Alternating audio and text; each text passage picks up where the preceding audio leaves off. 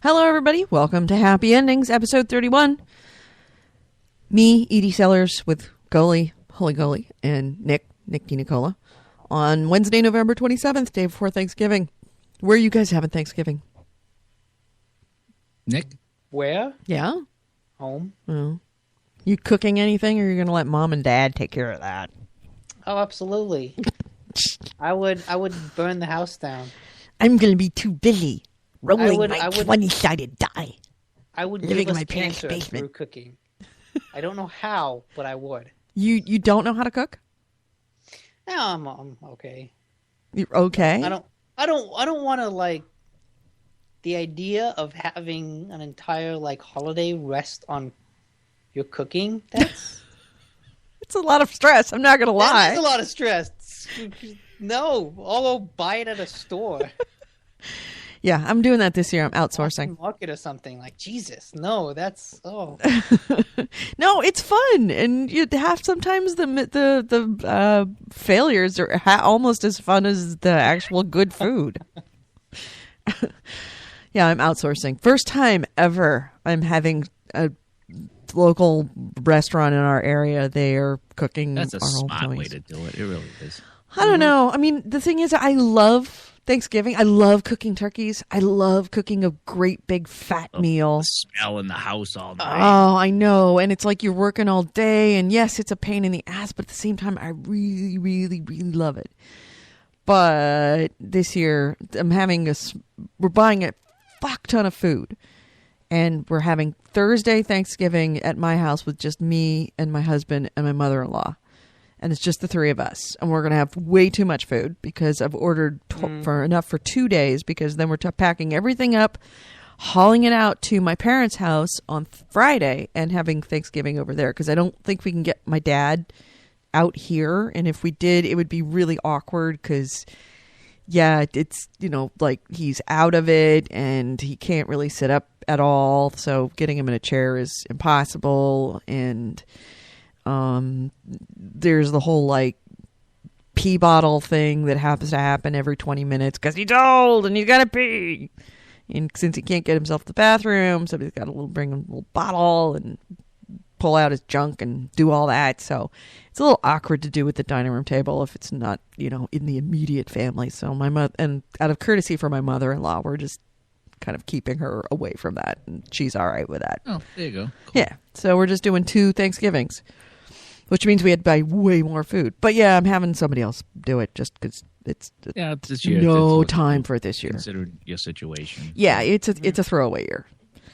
So yeah, pretty much. But I'm just going across town to my uncle's house. He actually moved into my grandmother's house, which was his mom, and he's continuing the tradition. We used to always go to my grandparents, and when they passed away, he moved in their house and said, "I want to keep the tradition going of everybody coming here." And it's not a big family, so I mean, it's sometimes it's only 6 or 7 of us, and other times it's 10 or 12, depending who shows. Mm-hmm. But that's it, just going across town.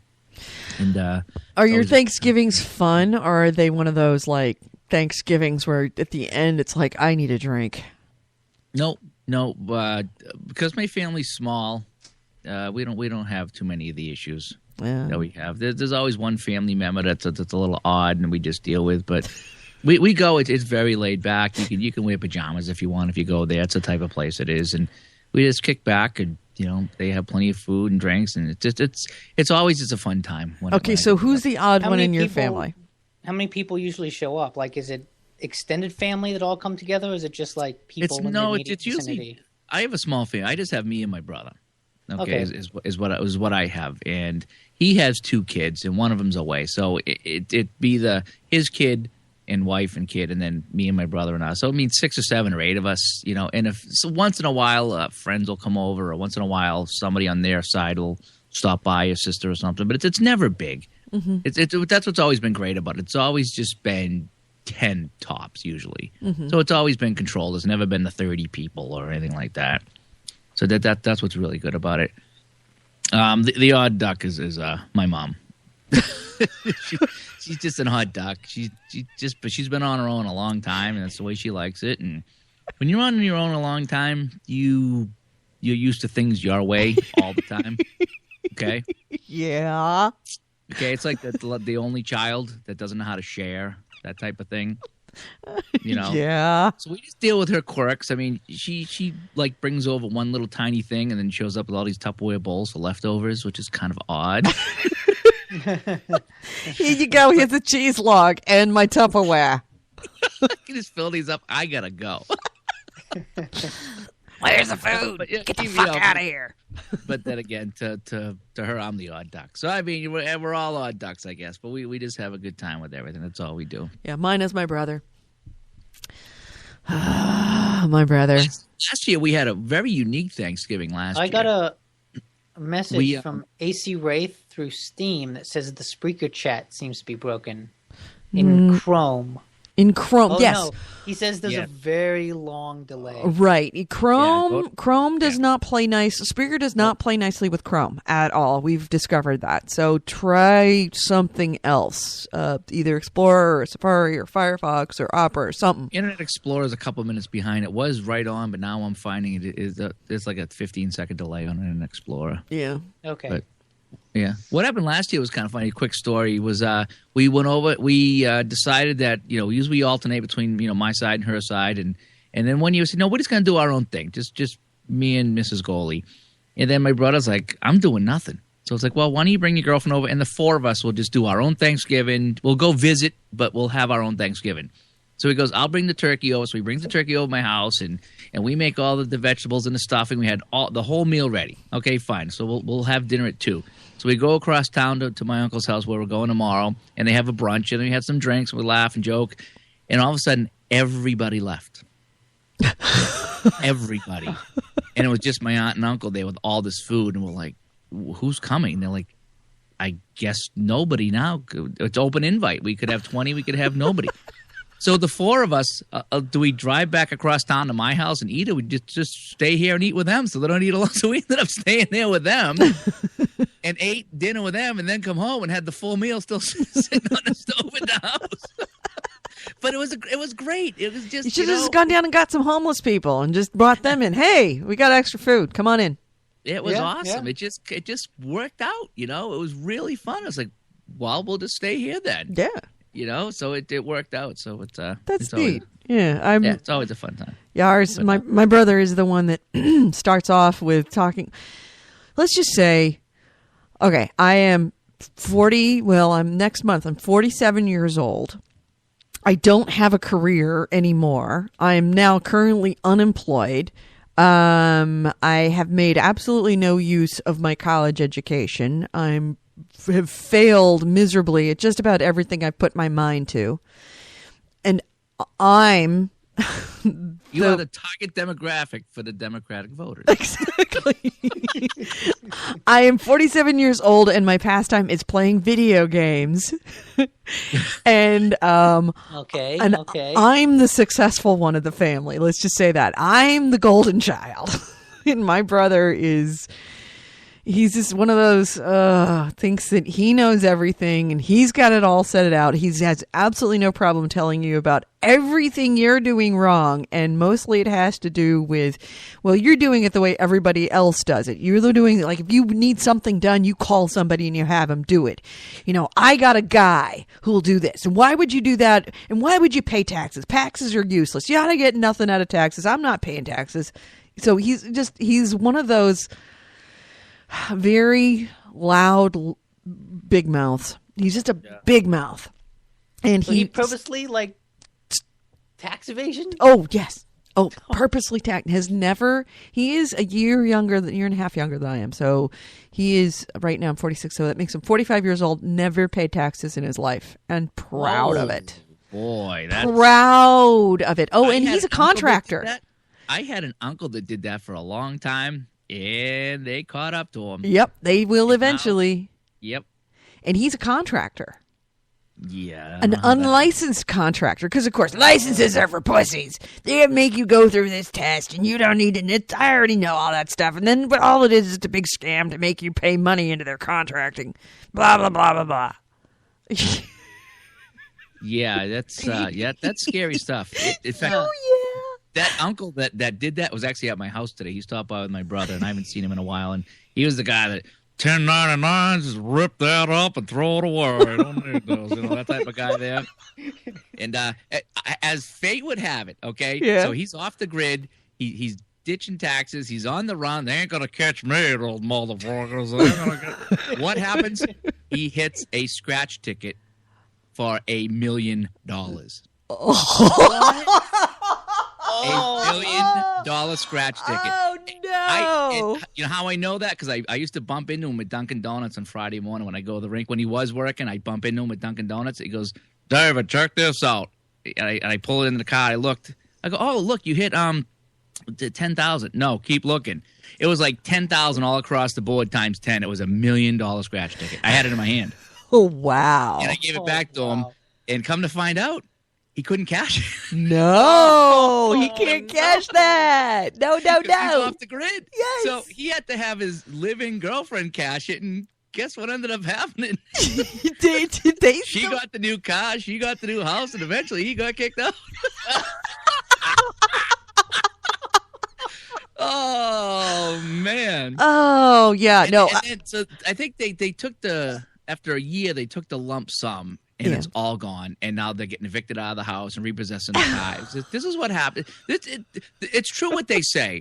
If you gave everybody $1 million today, the people who have money would still have money, and the people who are broke would still be broke. Right, absolutely. It's absolutely true when they say that. Oh, well, that's the number one. The number one demographic for people committing suicide are lottery winners.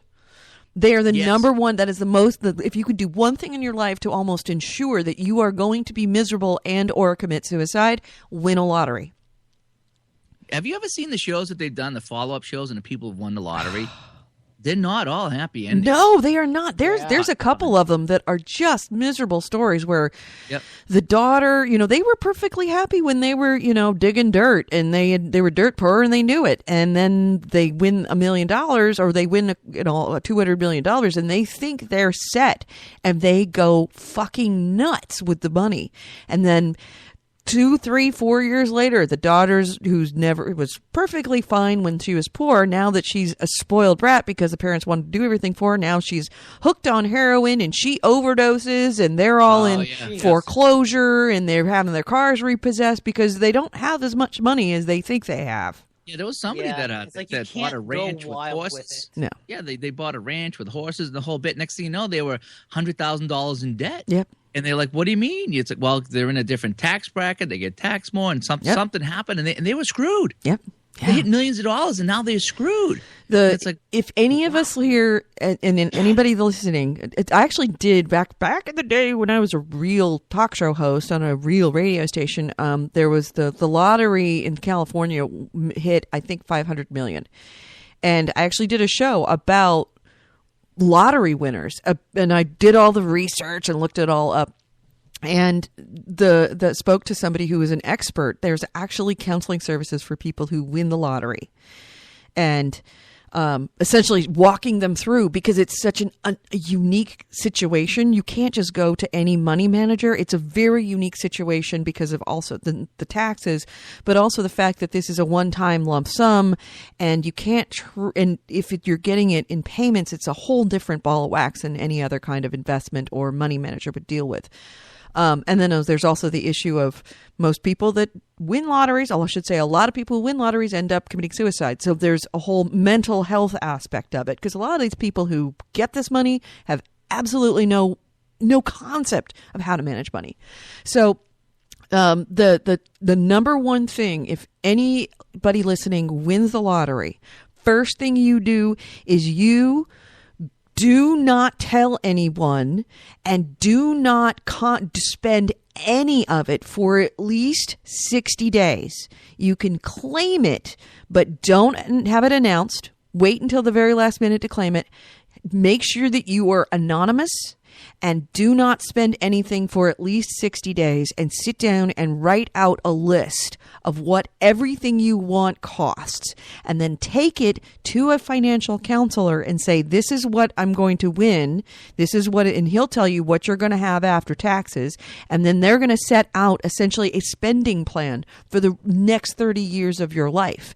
And you don't buy anything unless you talk to that financial manager, because otherwise, if you go out and you just walk into, Ferrari dealerships and buy cars, and you just go out and buy any house that you want the first day, you are almost guaranteed to end up in poverty worse than you had been before you won that lottery ticket.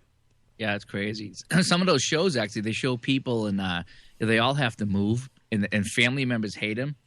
And no matter how much money they give family members, they come back for more. Right, and they're never happy. The first time you say no, you're the jerk, and they hate you. Right. So, like you gave somebody $100,000, but because they wanted a little bit more, now you're the asshole. Yep. Yeah, no. And you could never give money to family. Period. The end. Well, that's old phrase, money is relatives. The more money you have, the more relatives you have. Yeah, I guess so. Yep. And the other one was the guy had a big mailbag. It looked like Santa's mailbag, and he dumped it on his kitchen table. And he goes, these are all the people that I don't even know asking me for money. Yeah. And this is today's mail. Yeah. Oh, wow. Yeah. Yeah. Yeah, he did. And he said, I've had to move 3 times just to kind of keep a step away. I always said if I hit, I would want to hit small, like $1 million or less. Something that I could, pay off the house, buy some cars, and, maybe retire a little earlier than I would, and, have a couple of nice things, but not enough that people could mooch off me. Mm-hmm. And, because it wouldn't be enough money, Yeah. And that's the other thing to say. Don't change your life. Do not change your life. Your life is your life. If you try and live another life that you wish you could live, you cannot afford it because you don't have the mindset, the wherewithal, the headspace to be able to manage your money to live in that life. It's essentially keeping yourself humble, recognizing that you now have flexibility. You don't have... There's a difference between flexibility and no controls completely. You just have different controls, not none. Actually, how do we get on this subject? Are we a gaming podcast? We're talking about relatives and crazy relatives, and I was talking about the relatives. Oh, yeah, that's true. Yeah, turning our attention to gaming now. We just recorded our show. Actually, we went live kind of by accident, but it was still kind of fun. Yeah. And I actually got my hands on a Xbox One. I didn't buy one, but I went over to somebody's house that had one, so you can listen a little bit my thoughts on the Xbox One compared to the PS4. Basically, in a nutshell, they're both fantastic systems. The controllers are so much better than the previous controllers. I don't say one's any better than the other. They both are a little bit different, and they're both fun in their own way. They both feel really good in your hand. Both systems look beautiful. Both systems are fast. It just comes down to PlayStation being just a basic, simple gaming machine that works fantastic and it can stream movies and a few apps. And Xbox does all that. And for the extra $100, you get probably the better voice commands and the TV integration and a few other bells and whistles that if you want to pay for and you like, then it would be worth it to you. But I did have hands-on with both. And what I didn't mention on the regular show is I took my Vita over to Ray's house, Stormtrooper Ray, and I wanted to see if I could play my Vita from a non-local Wi-Fi system. Ooh. So I actually synced the Vita up before I left so it was working, and I drove to his house, which is only about 10 minutes away. And I got there and I said, let's see if this works. And I fired up the Vita, and I got on his Wi-Fi, it found my PlayStation, and I was playing Battlefield from his house. What? Really? Yes. Yeah, you can do and that. It worked flawless. From like non-local. Yeah. It worked from 2 towns away. So what that I don't know. Here's the caveat. Streaming from your TV over the internet to his Wi-Fi. Yes, I was playing I was showing him Battlefield. That's what OnLive wanted to do, except not lagging like crazy. Yeah, it worked fine. A couple times. What's the caveat? I want to know what the caveat is. The caveat is I put the after I showed him that, then we did the Xbox One for half hour, 45 minutes, and then when I picked it back up to see if it's still working, it couldn't connect to the PlayStation because the PlayStation, I guess after half hour, 45 minutes to an hour, it must go into a sleep mode. You could probably, that's in the settings. You could probably adjust that settings. And I did read that because when I did search online, it's actually, no, right on the Vita. Right on the Vita, it says if you want to enable remote turn on or something like that through the internet or whatever, you need to go into settings and allow that to happen. Right. So in effect, it timed out on me because the 10-minute ride was fine, but after 45 minutes, somehow the PlayStation went into either the sleep mode or not a shutdown mode, but you know what I mean. It just went into some sort of a standby. Safe. Went to sleep or whatever. Yeah. And I couldn't wake it up from remotely because I didn't have the settings set. So you have to go into your settings and allow for a remote turn on. And then basically, I don't know if it would turn on the PlayStation from a hard boot or, sometimes you can put it in the standby mode. Standby, yeah. Called standby mode. If it needs to be in standby. I haven't played around with that too much. Still, but I was able to play. I wanted to see if I could play from far away, and I was on his. A couple of times though, the screen did kind of pixelate a little bit, and I don't know whose connection that was, if it was just in general. But I was playing Battlefield. I was on there and just good to go. So yeah, you can turn on your PlayStation 4 from the PlayStation iPhone app, but you have to pair your iPhone with it first. Okay. And I was dorking around with the app because I couldn't play Battlefield Commander app, without being a level 10. So I was like, all right, let's dork around with the PlayStation one, and found quite a lot of information in there. It seems like PlayStation Network really, and especially the app, really has some ideas of making this a far more social thing, because there's tabs in there for events and tournaments and get-togethers, but there's nothing going on in there. So I don't know if that is a vestigial thing from the old PlayStation days or something that's coming up in the future. But you do have to, in order to make your PlayStation 4 actually respond to whatever you're doing in the PlayStation app, you have to actually have that particular device paired with it. It doesn't. The instructions seem very easy. I haven't done it yet, but I don't know if I paired mine or not. I'd have to check. I would imagine it's a good question if it's different for an app for a tablet device versus a Vita, because a Vita, of course, is all proprietary owned, and clearly if you have a Vita, they want to encourage you to have a Vita. So make it easier for the Vita versus just any old app somewhere. So, so I did that with the Vita. I did it just while we were doing the show, right before we ended the show, I got onto my Battle Log app. I wanted to download that. Thanks for reminding me. I'm going to do that right now. Yeah, do that right now. I actually found out that I had 3 bronze battle packs. Mm-hmm. Okay, and I didn't know what they were or how to do them, but on the app I do too. Yeah, they're like little packages, little suitcases, right? But they have little goodies in them. Oh, they do. So I had 3 of them, and I didn't know how equipment. I don't know if they opened automatically. They didn't open automatically, so I don't think so. I went in and on my iPad, I tapped on the little briefcase, and they opened up, and one was a scope, and one was camouflage, and it's just a bronze pack, so it's nothing great, but it did add a couple of things into my unlocked inventory. Oh, because I got a ton of those. You get those from ranking up. Yes. It never occurred to me that it was a suitcase that I actually had to open. I mean, it looks like a suitcase. I don't know why I didn't think that. Yeah, it's called a battle pack, and it gives you a couple little things, and maybe they're helpful, maybe they're not. Obviously, the higher ones would be better. Okay. Well, I'm downloading it now. I checked.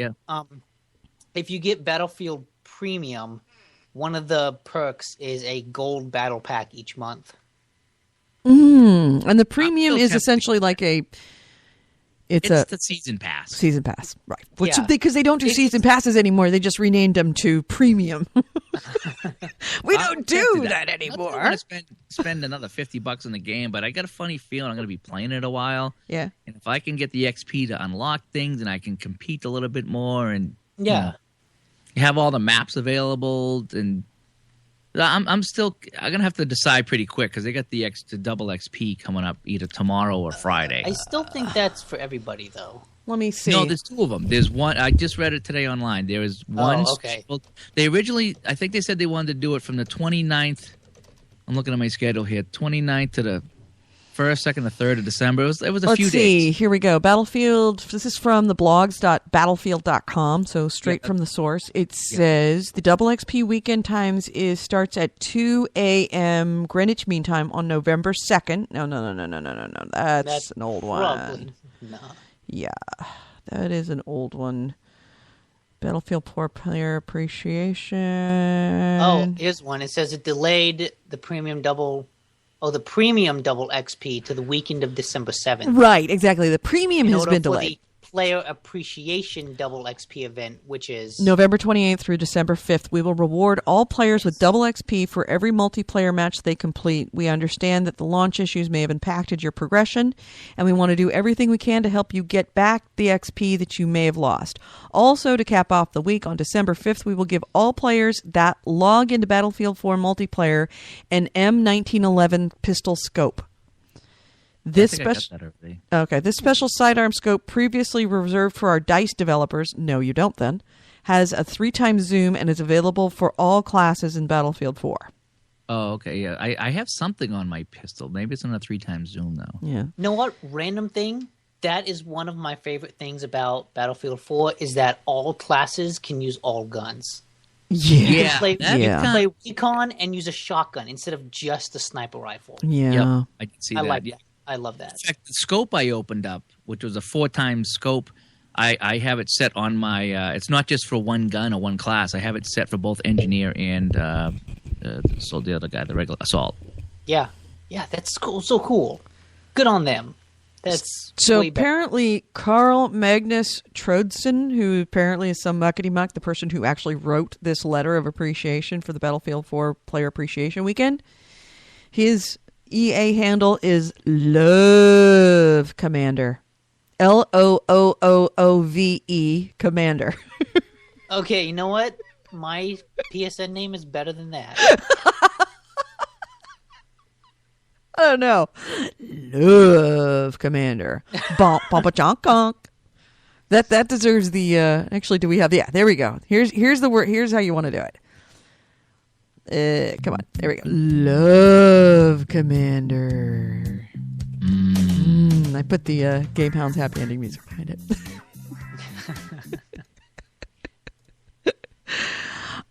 So a double XP weekend coming up. The premium members are going to the weekend of December 7th. I don't know if we just said that. Yeah. So, how much is premium?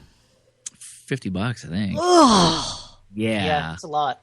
Yeah, Oh, so they're not. Wait a minute. They're not going to do the season pass. They're just going to do premium and then charge twice as much.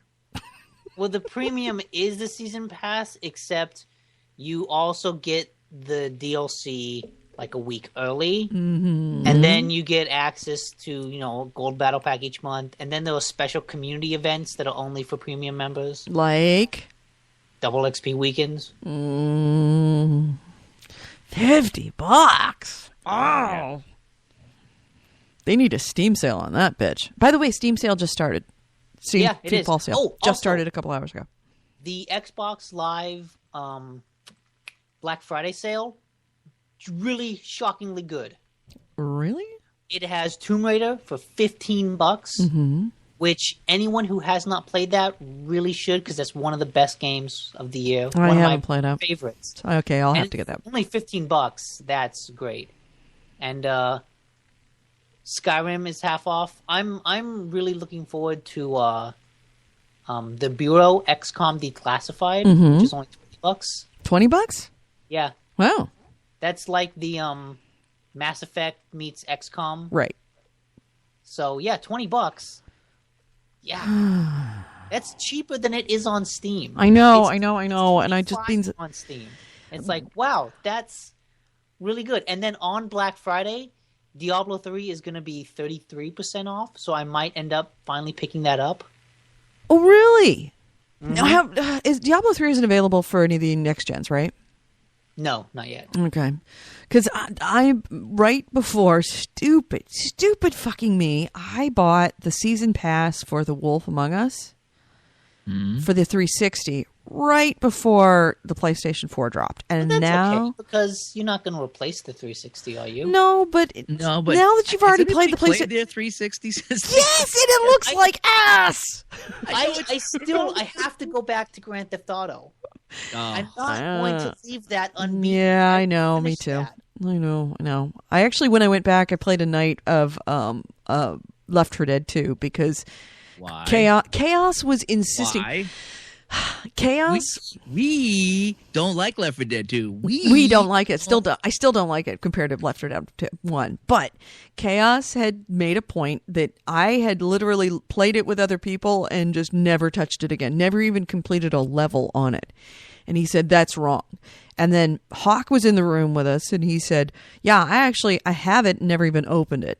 And Chaos was like, oh, what the fuck? Okay, we're going to play through this whole thing. We're going to play this game. We're going to get through it.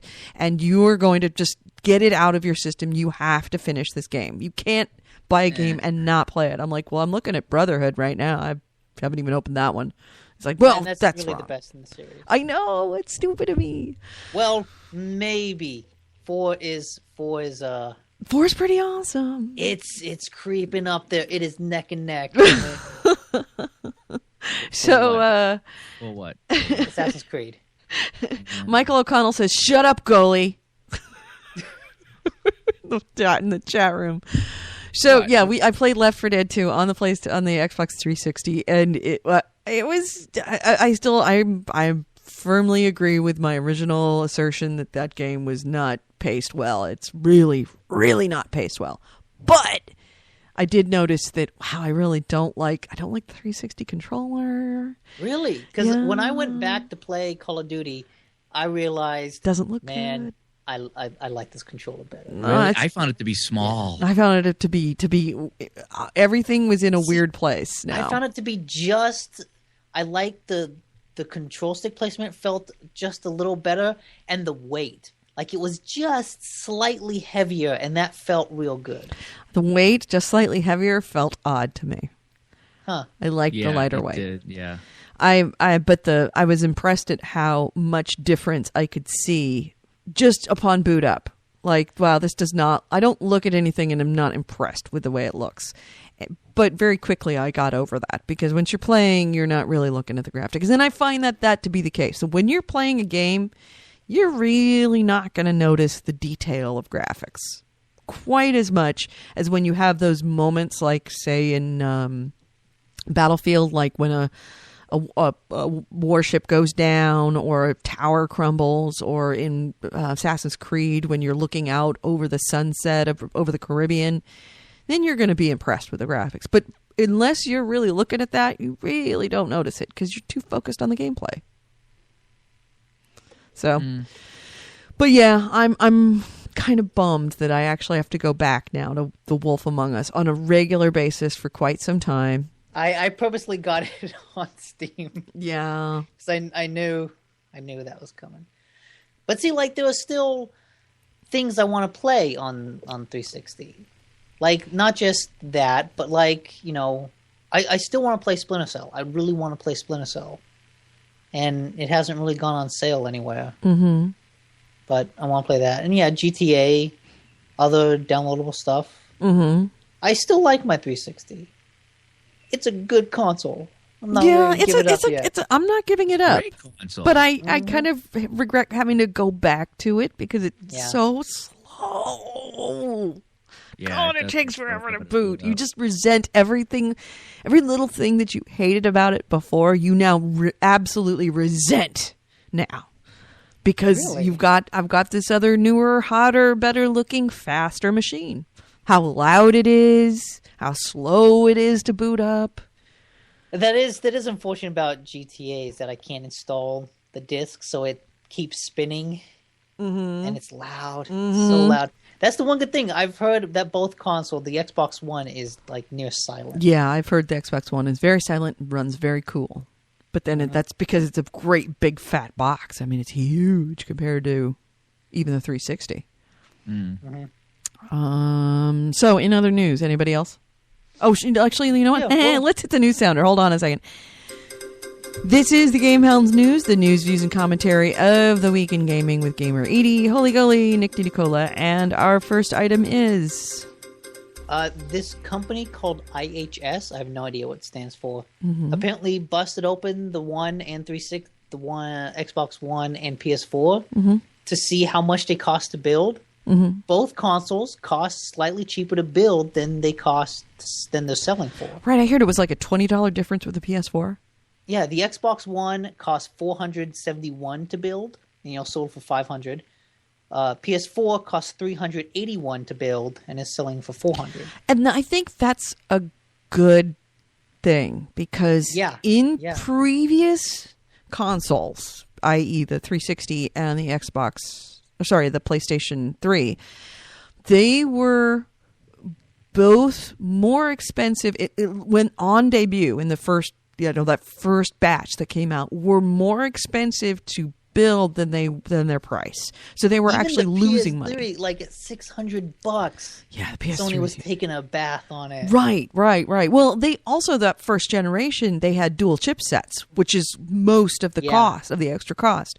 But that's what they've always kind of done, is they price it at a price that is below the cost of making it for the first few iterations, and then as it gets more established and they get a production line getting better and they start working on better deals with their parts manufacturers, it starts to get less expensive and they start to make money at the end. Now they're starting, even though it's only $20, ahead of the game, but that means that they're going to be making a lot more money farther on as the costs drop. It's very healthy for both of them. Very healthy. I'm glad. I'm glad for both, because I said it if you were in for our impromptu recording of our podcast, I am glad for the existence of both the PlayStation 4 and the Xbox One, because they make each other better. That no one can get complacent and no one can get silent and kind of rest on their laurels. They both manufacturers have to really step up constantly. They make each other better.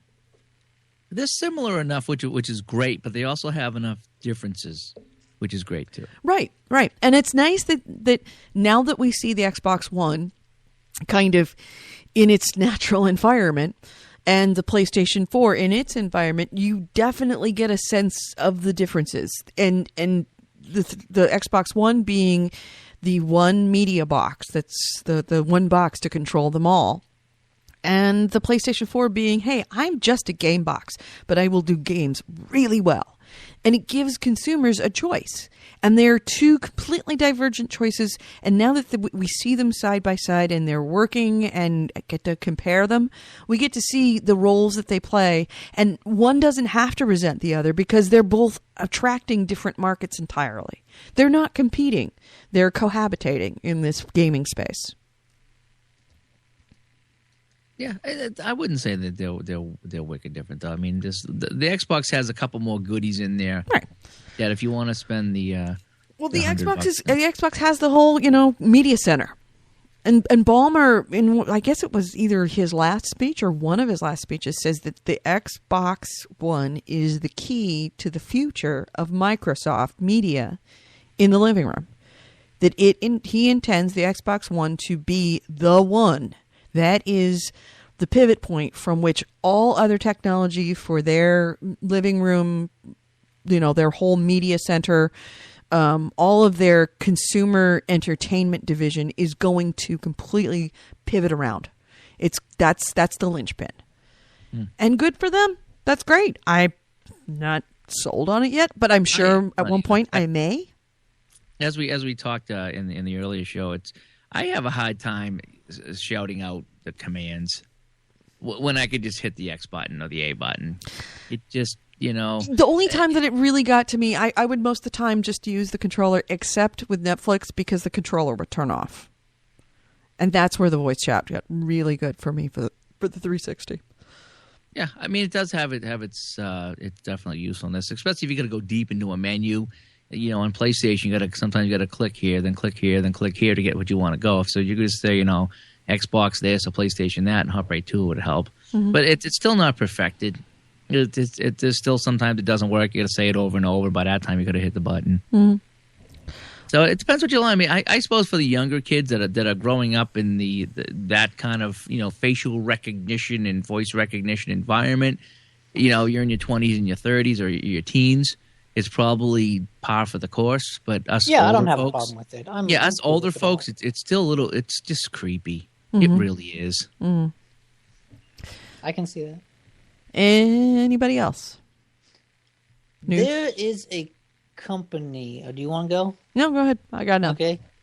Called I Buy Power. I don't know exactly what it is, but I think it's like a British company. Whatever. Next year, they have announced that they're putting out a Steam machine for the PC. It's going to be $500 and will be slightly more powerful than the One or the PS4. I saw in terms of that. like all the stuff they have.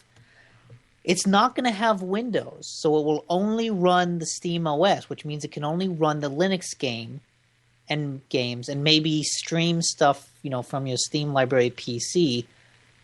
But I just thought it's really interesting that the first Steam machine is coming from this company that I've never heard of before and is kind of positioning itself directly opposite Xbox and PlayStation. Interesting. Which is weird because, like, I Buy Power is making a video game console that directly competes with Microsoft and Sony. Like, I've never heard of I Buy Power. Who the fuck are they? But it's interesting concept, like this idea of maybe allowing third parties to create consoles. So like the Ouya? Is it because thankfully better than the Ouya? Well, okay, no, I can't say that. Fingers crossed. Yeah. Better than the Ouya. You're right. Let's take it with a grain of salt, but no one's seen what the Steam OS looks like yet. I'm looking at it. Machine's graphic card is an AMD Radeon R9 270, which typically cost $180. According to the tech site The Verge, the unit also comes with Valve's Steam controller as well as Wi-Fi and Bluetooth support. It's going to begin to roll out in 2014. Yeah. So Interesting. the Steam machines, from the sound of it, because it says a release date has not been announced, though Valve has previously said Steam machines will begin to roll out in 2014. By the way, I just corrected what I said. But I guess Steam is not saying we make the Steam machine, fuck off all the rest of you. No, not at all. They're saying, hey, everybody make your own damn Steam machine and may the best machine win. They're just making the operating system. Haha. And then they're just giving it out to the world. It's kind of like what Microsoft did. What Microsoft did? Well, yeah, sort of. I mean, Microsoft versus Apple. Like, Apple's this is our box, and if you want to run the iOS, you must have an Apple. Then Microsoft said, no. If you want to run PC, just make your own PC and just run Windows on it. Go. Yeah, that's exactly right. Yeah. And that's why that's why PCs are so much cheaper than Apple products. But that's also why Apple makes so much money. Yeah, well, fuck Apple. You say that because you don't have a Mac. Yeah. Hey, so anybody still looking for an Xbox One or a PS4? Just jump on Amazon or eBay. You can get one for $1,100. Yes, No. you can. Why pay $400 or $500 when you can pay $1,100 for the new system? I am cackling myself silly about all the people the rip-off artists, and that's what they are, fucking rip-off artists, who bought 10 or 15 of these thinking that they were going to be able to sell them for $1,000 a piece and didn't actually fucking do their homework and recognize, oh yeah, Sony said there's going to be more than enough. Oh yeah, they can't have possibly afford not to have enough on shelves because then they'll lose Christmas. This is not like the last time. This is a head-to-head competition. Last man standing on the shelves wins. there's a part of me that feels bad for them, but it's very small compared to the part of me that is jumping around in schadenfreude glee, enjoying them, knowing that they got nailed. They fucked up. That's what you do when you don't listen to the Game Hounds, because we could have told you were making a big mistake. Yep, I got a friend of mine in hockey. He's like, "Oh, my friend's got a store. I don't know what kind of store it is, but he goes, hey, he's got like 8 or 10 of each system, and that he ordered, and he's gonna try to sell them." I was like, "Well, good luck with that." Sit there. Wow. Yeah. So. Yeah, and of course they're all the first generations too. So of course they're the ones with the bugs. Yep. Yeah, like the share feature that doesn't work. The share feature that doesn't work, and the Xbox One. I don't know. Maybe it's because, Xbox. It's my kind of news item is the Xbox disk drives being awful. Well, that's the same issues that people had with PlayStations. You know, some consoles won't work. Mm-hmm. That's just par for the course. Yeah. And I think the Red Ring of Death has made everyone paranoid, justifiably paranoid. Right. Yes. Yeah. So. Yeah, I don't know if I don't think it's an endemic thing. Kind of like how the PlayStation's issues weren't endemic. Right, and it's funny how the PlayStation issues, it was known, but it wasn't like in your face, oh my God, stop the presses, there's broken PlayStations. In the Xbox ones, also, the Xbox ones were pretty... Did you see any of the videos? No. I saw people fixing it by punching it. Really? That worked?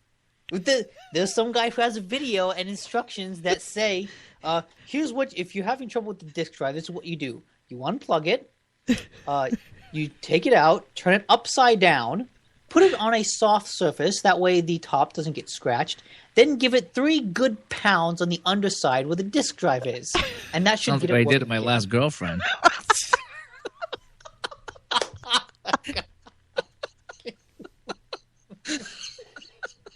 You used a soft surface because you're a gentleman. You wonder why everybody says giggity, you two. You set that up, Nick. You've been rehearsing. That's not a giggity. That's the giggity has to be an unintended. That I guarantee you that is a news story. I did not just make that up. Yeah. So yeah, it does it fix the hard drive? I don't know. Or does it just feel good because you're punching your Xbox? The news story I read, I forget it was like Game Info or something. They're like, we highly recommend not punching your new $500 console. Yeah. Well, yeah. The videos of the. In fact, I think we did post one. Did we post one? I think I did post one on the Xbox on the Game Hounds Facebook page. You put the disc in, and it makes this horrible grinding sound. So the videos of it are much more spectacular than, I'm getting a blinking, flashing blue light. That's kind of boring to watch on a YouTube video. But when you stick a disc into, let me see if I can pull it up. When you stick a disc into a tray and it makes a sound like that, it's really, it sounds like babies crying. It sounds like, what is that card from Cards Against Humanity? Ejaculating into a pool of a kiddie pool of tears. Oh, yeah, children's pool full of tears. Yeah, something like that. God, we gotta play that. We gotta do it.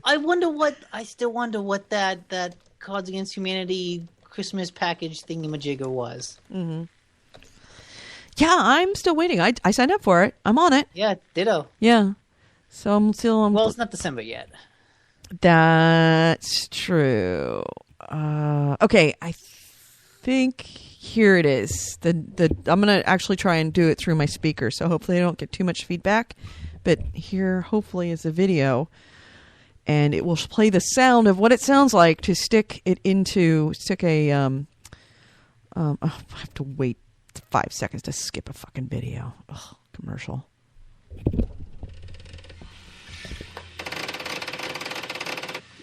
Oh.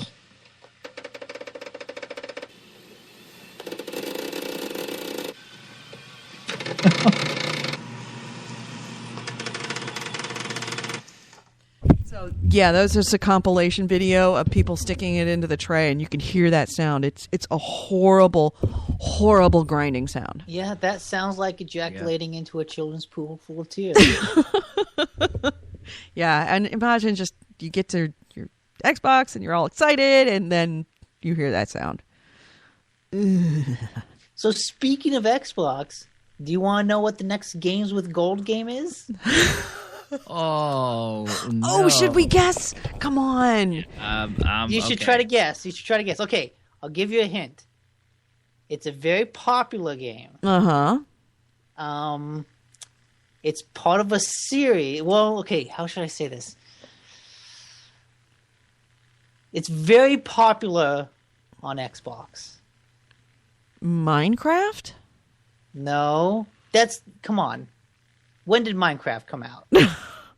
That's true. It's a all right, I got it. It's a game that you I got it. I solved it. I didn't look. I'm not cheating. I'm just going to go and Okay. say it. Uno. No, but you might No! be close. Time That's frame. 8 years You're old. kidding. You're kidding. That's the time frame we're looking at? Uno? I'm pretty sure around there. It's a game that defined the 360 at the time.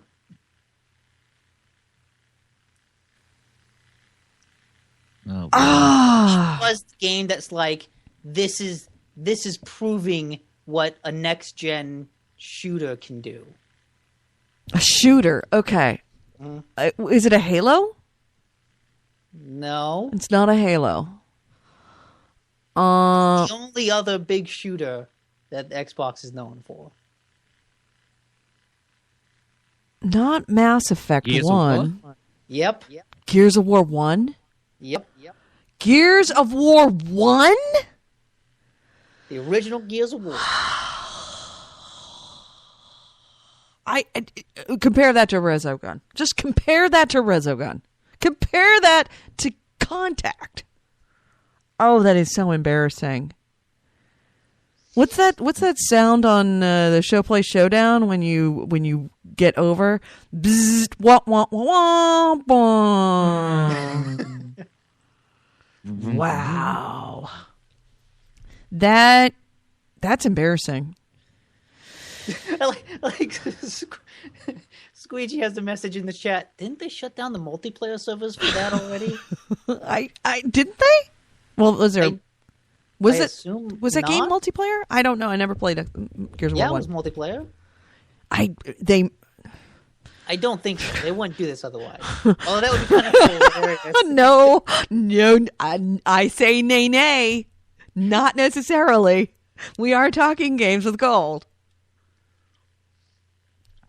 Well, I am concerned, to say the least, that Microsoft really hasn't figured that shit out.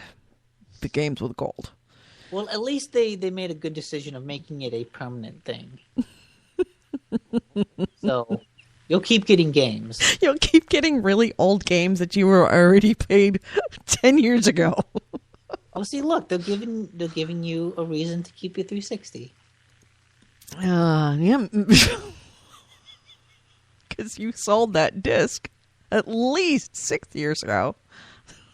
I kept mine. I don't know what you're talking about. Merry Christmas. Here's a plate that looks like a chicken. No, truly, I bought it. It's a fruitcake. It's a fruitcake. You'll love it. From last year. They taste better when they're aged.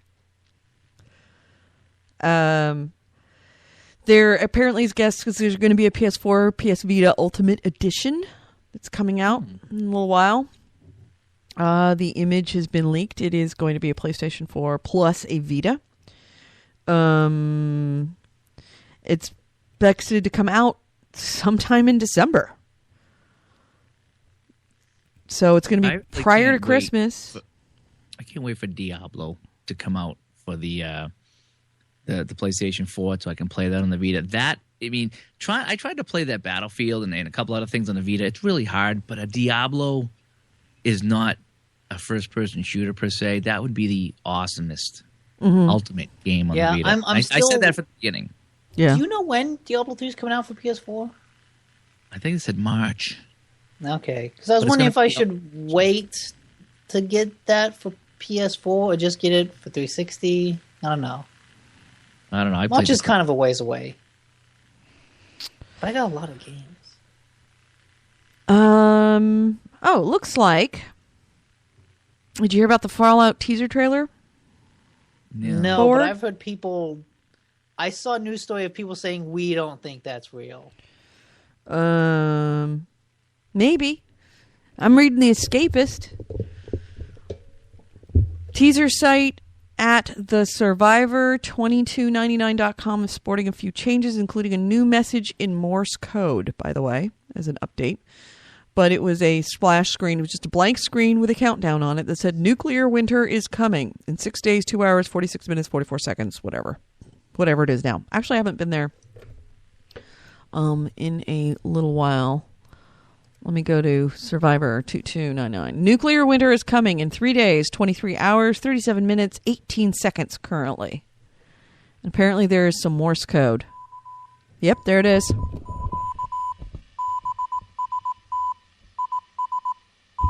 So if anybody can read Morse code, anybody who was in the Navy or whatever, can you listen to that and see what they're saying? But if it is not real, it's pretty good fake.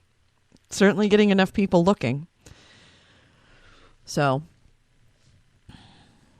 thoughts? I think this is real. I don't know. The person, it was on Kotaku, an article, and he was talking about how the site is counting down to like a few days after the Spike video game award show, and he said it's weird that, you know, why would Bethesda announce a game after this one huge video game event thing where there's going to be a lot of announcements. Oh, when is the Spike video game show? December 7th? No, it's before. No. It's before. Spike VGX on December 7th. That's what it says on the article. Right. And this is 3 days, 23 hours, 35 minutes, 56 seconds, which would be the countdown ends on the 11th. Unless it is an error in the top. Because I don't know if you go to the Survivor2299.com. You have the actual numbers where it says 13:23:00 with 33 seconds. Well, the 23:00 31 seconds is hours. But if you look up where it says nuclear winter is coming, it says 3 days, not 13 days. So either that is an error in coding or that one isn't real. But if it is, according to the top screen, 3 days, 23 hours, 35 minutes. 1, 2, 3 days and 23 hours. Yeah, there's two different countdowns. Which would be Sunday, December 1st. That's weird that there's two different countdowns. Yeah, I noticed that on the when I saw the splash screen as well. If it is 3 days, 23 hours, 34 minutes, we're looking at Sunday, December 1st. One is actually a countdown to the new Elder Scrolls game, which actually takes place in a post-apocalyptic Tamriel. Nice. Nicely done. Hey, by the way, Pissboy got into the Elder Scrolls Online beta. Yeah, he says really good. I'm still intrigued by that. My time with Path of Exile is like slowly eroding my fears of MMOs. Yeah. Path of Exile, okay. Well, like that in Warframe, it's like, hey, you know, playing with random people can be kind of okay, I suppose. Yeah. That's why I'm thinking, like, after all the Diablo 3 I played with, you know, the Steeler Gang and Mrs. Goalie and Tien and Chaos and even you guys a little bit. I just played that so much, had so much fun that if I could parlay that into Elder Scrolls Online, that'd be really cool. And anybody who says that they have an issue with MMOs, but plays things like Battlefield 4 in the next gen, where you have 64 players all playing, why do you have an issue? It's not really the number of players; it's the fact that the game doesn't end. imagine this. Imagine if I like Battlefield things with 4 didn't have an end to it. If you just went into a battle and you battled and it never really ended. It was just multiplayer. It was just multiplayer where it was a perpetually and that's what these things are. They're just persistent worlds. But That's they have all. stories to them. Right, with a little bit of a story so that you could get together with your friends and do a mission within this battle. That's all it is. That's why it's Path of Exile and Warframe that are kind of eroding that, because they're both kind of MMO-esque, but really they're games that have stories that I couldn't care less about. Right. And that doesn't usually happen to me. Right, and that's the thing, is that these stories are both very weak. When you get a good, strong story, then it draws you in. That's what World of Warcraft is. Can the you say strong that again? story. Strong story. Yeah, I don't No? like you.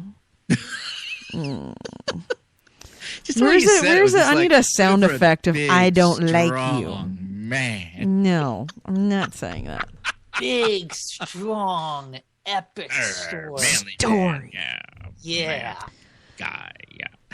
And you guys know that I'm totally addicted to Twitch. Nick, you've got to start doing awesome. a Twitch. That's awesome. That's your crack. It is. I'm at my parents. I'm sitting there taking care of my dad going, I can't wait till I get back so I can broadcast again. It's so bad. You texted me and said, get on Twitch so I can watch you. That's right. That was true. I did. I was like, I saw your post on Facebook. By the way, it's the game or Facebook.com/The Gamehounds. I saw Goalie was playing and he said he was playing it. And I'm like, what are you not to broadcast it? So I sat there next to my dad holding his hand. He's moaning in his bed. I'm like, you okay, Dad? Yeah, I'm fine. All right. Okay, good. I'm just sitting there watching you while he's watching the football game.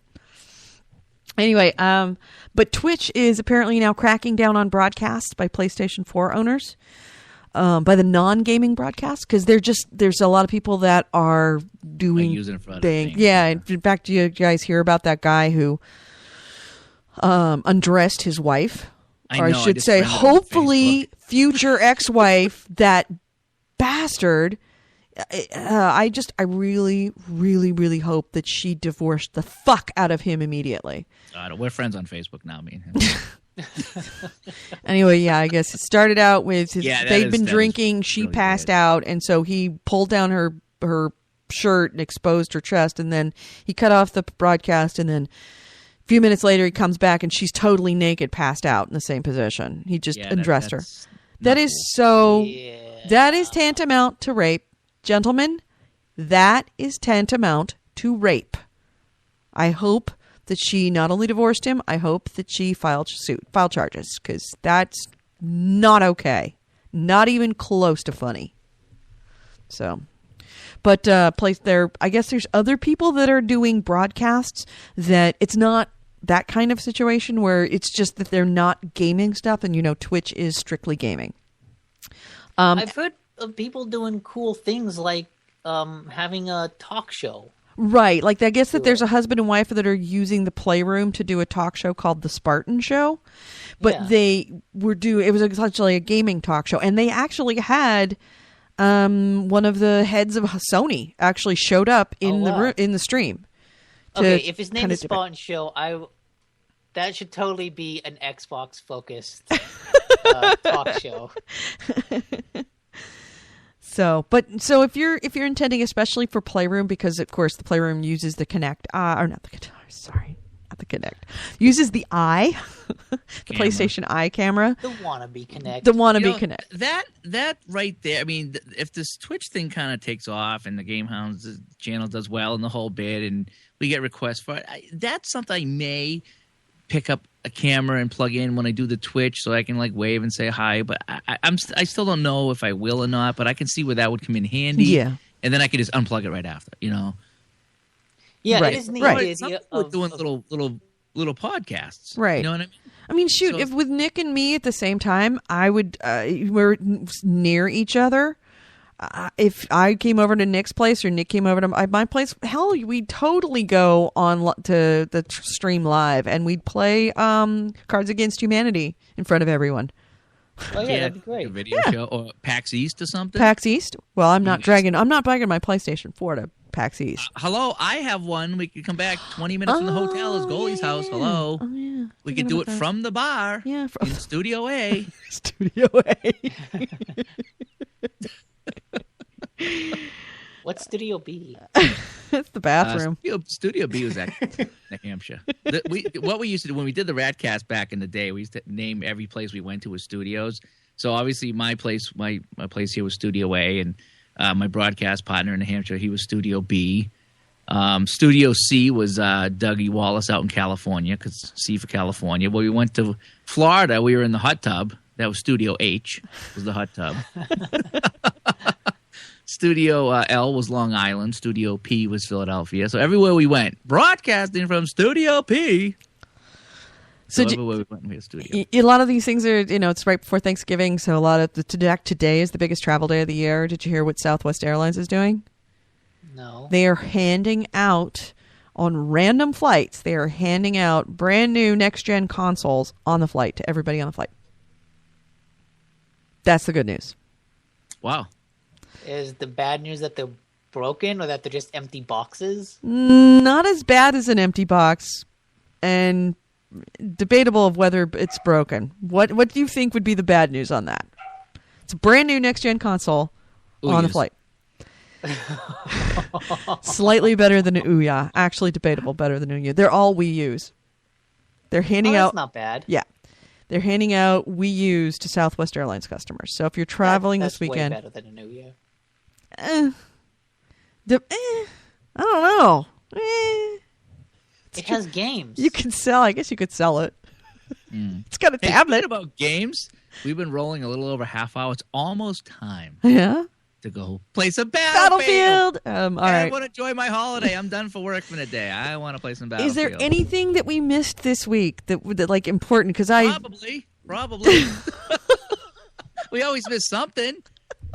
I know, but I always feel bad when it's like I leave the podcast and it's like, oh, and then there's that other big thing, the Xbox 360 drop. The Xbox One dropped. Like the biggest news of the whole week, and we forget it. Yeah, that's just us though. I mean, we wouldn't be the game hounds if we hit the real big stuff. We like to think we have a little bit of journalistic integrity that 5 other people played. What's the real? You know what? Random thing. I did actually buy that Safe Cracker game. Is that awesome or what? Didn't you? I haven't played it yet, but it's hot. I'm looking forward to it. It just seems cool. There was a couple of puzzles that I just happened to get lucky by moving stuff around, and they solved. I was like, holy smoke! I never would have got this. Yeah. There is walkthroughs those online that tells you exactly what to do, and that's what's really cool. It's like, okay, I give up. There's some things that are really out there that it's like, how the heck would you even put 2 and 2 together? Yeah. And there's some that are easy. Oh, by the way, you were talking about the PlayStations and the Xbox Ones, PlayStation 4s and Xbox Ones on eBay. Yep. According to Destructoid, there's approximately 8,000 Xbox One listings on eBay. 7,000 for Xbox One. And more than 12,000 of them have been sold on eBay since November 1st. eBay says they are, quote, a great place for shoppers to get their hands on the new consoles this holiday, unquote, as they're sold out everywhere else. But the prices for the completed auctions on Xbox One systems are hovering around $650 to $700 mark. If you want a PlayStation 4, more than 9,000, go ahead and say it, 9,000 systems are available on eBay right now. They are regularly selling for $550 to $600. Well, I mean, it's not that much of a markup, I guess, if you really wanted one and you missed it. But I think that's a lot of people are assuming that they're just not on the shelves. Yeah, they're on the shelves. Or if you wait 1 or 2 days, they will be on the shelves. Yeah, they have to be ready for Black Friday. Right, they're on the shelves. Maybe after Black Friday, there might be a small lull, but yeah. By the way, Black Friday, anybody doing it? I don't going out. I don't really do that. Yeah, it happens. Out. I usually don't wake up till 10. The wife sometimes goes out at 4 or 5 with some friends, and then comes home as I'm waking up. It's like, where's my coffee? Look at all these great deals. Like, I'm just gonna hang out on Amazon. Yeah, that's what I usually. Steam. They've already started. I mean, my inbox is flooded with deals like going on now. I could go on now and get Black Friday prices. Right? No, you can. And by the way, Walmart has put up an ad that it has a 1 hour, 1 hour guarantee that if your game that you want to buy on Black Friday is not on the shelves, they will have that shelf filled within an hour. You will have a copy in your hand. Wow. Yeah, so they're not going to sell out. What kind of deals they got? Because I still want to play more PlayStation games. So I'm thinking, I might even get like the soccer or the basketball game just to play something different. Yeah, as much as a hockey guy I am, I prefer basketball on video games. And I won't watch basketball on TV, but I like the video games. Let's see. According to Paste Magazine, the 8 Best Black Friday deals for games is a year of PlayStation Plus for $27.99 at Fry's. Ooh. Ooh. Do they stack? Yeah. Yeah. I may have to get that. Number 7 is Wii U Black Friday Mario Bundle for $319.57 at Best Buy. Yeah, right. Whatever. Number 6 is Nintendo 2DS for $99 at Walmart. No. What are the best games for PS4? Where do we go? Let's see. Disney Infinity Skylander Swap Force starter sets for $38.96 at Walmart. Assassin's Creed Black Flag is pretty much on sale at every chain this week, with Walmart offering the best price at $34. Walmart actually has a lot of recent games at the same price point, including NBA 2K14, Grand Theft Auto 5. Fry's is discounting. Okay. You have to ask, is that Assassin's Creed Black Flag for next-gen consoles? That's a good question. It doesn't say. Yeah. Fry's is discounting a number of games to $29.99, including Arkham Origins, Saints Row 4, and The Last of Us, and more. Blah, blah, blah.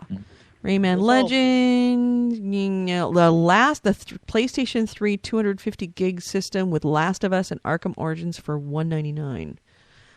But that is obviously nothing we care about. Excellent games. If you don't have a PlayStation 3, that's a really good deal. I'm hoping some of these PlayStation 3 games come to PlayStation 4. That was kind of one of my reasons for buying the PS4. All right. The daily games. Guys, question here. Quick question here. Side topic. If you got someone that said, I want to be your friend on PlayStation because I'm a big listener of the show. Yeah. And the next question is, what's your gamer tag? Yeah. Don't we say the gamer tags all the time on the show? And not always. I don't mind saying gamer tag instead of PSN ID. PSN ID just sounds dumb. No, he's saying that if you're a big fan of the show, you should know our gamer tags. Someone in the chat room who's listening right now in the chat room sent me a message. We got a PS4. What's your gamer tag? Sure, absolutely. They send you a message. Yeah, but it's not a secret. We say it on the show all the time. So actually, your gamer tag is not the same as what it was. Your PSN name. I'm Gamer Goalie. I keep bringing that up. It's all over the place. I don't. I get lots of random people asking me. You got 2,000 slots. What the some fuck? Fun for us. I was busting this person's balls a little bit. What the? Like Jesus Christ! What are you, some kind of fucking celebrity? Yes, absolutely. Just you got 2,000 spaces. Yeah, I know. But the what thing are you, Mr. Popular? It's like, you too important for us? You too big for us now? This is my point. I'm trying to tell a good story here. Just tell him your name is Evil Alsop. All right. Yeah. See, mine's easy. It's not evil with an O and L with a hockey stick and a question mark. It's straightforward. Gamer Goalie. It's. So I was having fun with some people. Even some people on Twitter. What's your PSN name? Same as my Twitter. Okay, but what is it? Sorry. As Gamer Goalie, let me clarify that for you. Oh my gosh, I don't think I have room on my list for you. All right, PS4 gamers can get this is at Walmart, $11 discount on Knack, Injustice: Gods Among Us, and Killzone Shadowfall. Xbox One owners get $11 discount on Assassin's Creed 4 Black Flag, Dead Rising 3, Forza Motorsport 5, Rise Son of Rome, Zoo Tycoon, and Fighter Within. There are some deals ahead of Black Friday at Walmart. The best deals are reserved for November 29th. The best pre-Black Friday deal is probably Nintendo 3DS XDs. Who cares? PlayStation 3, who cares? Best Buy. Best Buy had the best deal with the $100 trade-in for old consoles. Yeah, that is the good deal. That was good. That's good. That's how I got Battlefield and Need for Speed. Really? No, I should have traded in my iPad. I traded in. I got $100. So you got rid of your old what, PS3? 360. You got rid of your 360?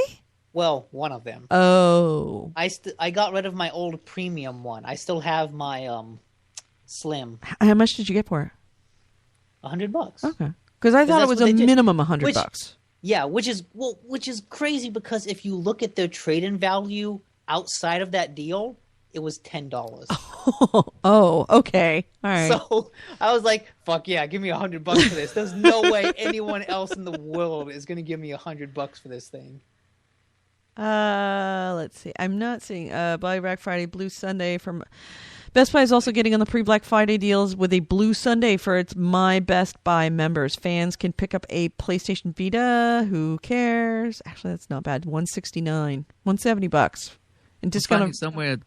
Amazon has got our PlayStation 4 games for $49. Call of Duty Ghosts, FIFA 14, Soccer, Madden 25, Knack, Angry Birds, Lego Marvel Superheroes, and Just Dance 2014, $49. Yeah, so it looks like that Best Buy is running out, doing some. They're rolling out waves of Black Friday deals, especially on the internet at 6 p.m. on Thursday, midnight, and 10 a.m. on Friday,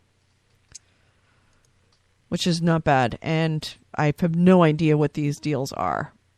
I don't want to watch the video. Fuck you. Why does everybody need to show me a fucking video in order to do that? GameStop. Uh-oh. Yeah, I'm looking at the same thing. Videos. Walmart supposedly has Battlefield for $11. And I'm a big fan of Amazon. So according to this International Business Times, bfads.net, that's Bravo Foxtrot Ads, ADS.net, has a list of leaked Amazon deals that will delight fans, including $34 for Grand Theft Auto 4, Call of Duty Ghosts, Battlefield 4, and Batman Arkham Asylums that is going to hit in their daily deals as Black Friday week sales. Because, they just roll them out constantly. Yeah. I was looking at, they had a couple good things. But, like, the games that even Amazon was doing that I was interested in are ones that are on sale on Steam or the Xbox Live sale. Right. Like, props to Microsoft for actually making that Black Friday deal competitive. Right. That's actually, it's a true Black Friday as opposed to Xbox games with gold. Yeah. You know what? I was just talking, Eric Cotton in the chat brought up a point that Iron Brigade was one of the free games for gold in like last month. Mm-hmm. That is a proper games for gold game. That is too recent. That's nice and recent. Isn't it called Trenches now? I think it's called Trenches. It was Trench. Now they changed it. Right. Oh, okay. All right. Really? But you know what? Yeah, that's a pretty old game, isn't it? Not really. It's like 3 years old. Maybe a couple years? Yeah, maybe a couple of years. I like that. It just crashed with 4 people all the time. Right. Yeah. That was one of those games that was so much fun for 10 minutes, and it was like somebody would always crash. But you know what? Props for them for, if they could do more games like that. That was a fun game. Less like Gears of War. I really, really liked Trenched / Iron Brigade. Yeah, I played it when it was trenched. Back in my day. But I liked that game a lot. It was a hell of a lot of fun. But yeah, it wore quickly, kind of like Toy Soldiers. That it was really super fun and you were really into it one day and then you woke up the next day and you did not want to play it anymore. You were done. So I played it for a few days. Right, exactly. You play it for a few days like crazy and it's the greatest game that I ever made, and then something clicks in your brain and you go, I don't want to play it today, and then the next day you never go back. Yeah, it wasn't quite that bad. All right, so let's go play some Battlefield. Let's go play some Battlefield. Right. What we should really do is, before we do, I'm going to sign on right now. We should actually take a few minutes and try to figure out how to get the party chat invites going. Okay, we can do that. And set up a party. Let's see if we can actually invite people to see if we get the invitations and how that all works. Right. And, whatever. Just kick it around. Because I got about an hour before I got to go to bed movie night. So yeah, and I got about an hour before I got to do other stuff myself. All right, so let's close this out. You have been listening to Gamehound's Happy Endings, episode 31. I've been Edie Sellers. With me has been Holy Goalie, Nick DiNicola. Happy Thanksgiving to those of you celebrating it out there. And don't eat too much. Remember, L-tryptophan can kill in high enough doses. You want to get a hold of us? There's a lot of ways to do it. Gamehounds.net is the website. Facebook page is facebook.com/The Gamehounds. The nice thing about signing up and liking that page is that you will automatically get notifications when we go live on Twitch and also when we go live on Spreaker, so you don't ever have to worry about being here at exactly the right time. It'll let you know when we're here. Come see the bitch on Twitch. I am changing the name of the channel right now. The other ways to get a hold of us is our email, gamehounds@gmail.com. You can subscribe to this show and our regular show, Gamehounds, our regular podcast. You can find those both on iTunes. Go ahead, subscribe to both of those. It'll download automatically to your MP3 player. But more importantly, please leave us some feedback. Let us know that what we're doing right. Let us know what we're doing wrong. Let others know that this is a good or a bad show. It's helpful to the entire community as well as us. So please do so. Leave us feedback. And, of course, there is our voicemail line, which you can also send texts to. And that number is? Okay, that number is 304-300-9889. All right, people. Thank you so much for being in the chat room. You guys were awesome.